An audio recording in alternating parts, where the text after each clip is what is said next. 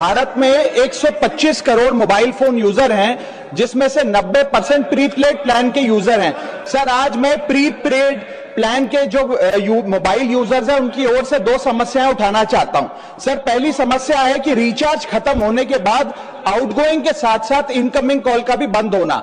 Sir, जब prepaid plan expire होता है, मोबाइल रिचार्ज की वैलिडिटी खत्म होती है, तो आपकी आवाज बंद कर दी जाती है। फोन मेरा, सिम कार्ड मेरा, नंबर मेरा, तो सर रिचार्ज खत्म होने के बाद आउटगोइंग कॉल बंद होना समझ आता है, लेकिन इनकमिंग कॉल बंद होना सरासर मनमानी है। सर, हमारा मोबाइल नंबर आज हमारी डिजिटल पहचान बन चुका है। एसेंशियल कम्युनिकेशन जैसे कि UPI payment, banking, OTP, train ticket OTP, PAN Aadhaar authentication, interview का कॉल, हॉस्पिटल का कॉल, मां बाप का गांव से कॉल, तमाम चीजें इनकमिंग कॉल और इनकमिंग एसएमएस से आती है, और वो इसलिए बंद कर दिया जाता है कि इंसान एक रिचार्ज कराना भूल गया।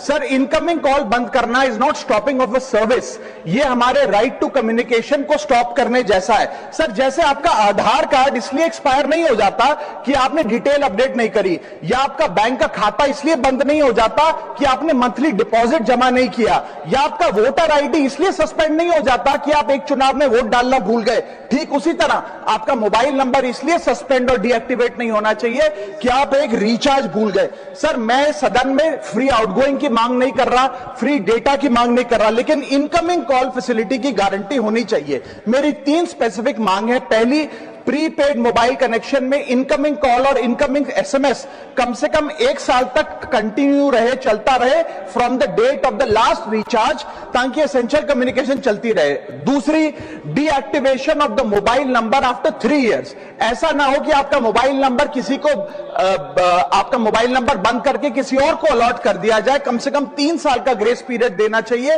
From the date of the last recharge. And third demand, mobile operator should introduce a low cost incoming only plan. वो लोग जो सिर्फ इनकमिंग के लिए फोन रखते हैं उनके लिए, जैसे कि 10 रुपए में 180 दिन की इनकमिंग कॉल की फैसिलिटी, इस प्रकार की स्कीम्स मोबाइल ऑपरेटर को लानी चाहिए। दूसरी समस्या जो प्रीपेड कस्टमर्स फेस करते हैं वो है टेलीकॉम ऑपरेटर का 28 दिन का मंथली रिचार्ज। साल में सर महीने 12 होते हैं, लेकिन 28 दिन की रिचार्ज के माध्यम से 13 टाइम्स रिचार्ज कराना पड़ता है। कैसे सर? 28 दिन into 13 times is equal to 364 days. ये एक बड़ी क्लेवर स्ट्रैटेजी है, जिसके चलते आपको फीलिंग 30 दिन की देते हैं, लेकिन आपसे डीलिंग 28 दिन की करते हैं। सर, दुनिया में हर जगह बिलिंग साइकिल कैलेंडर मंथ के हिसाब से होती है, 30 या 31 दिन।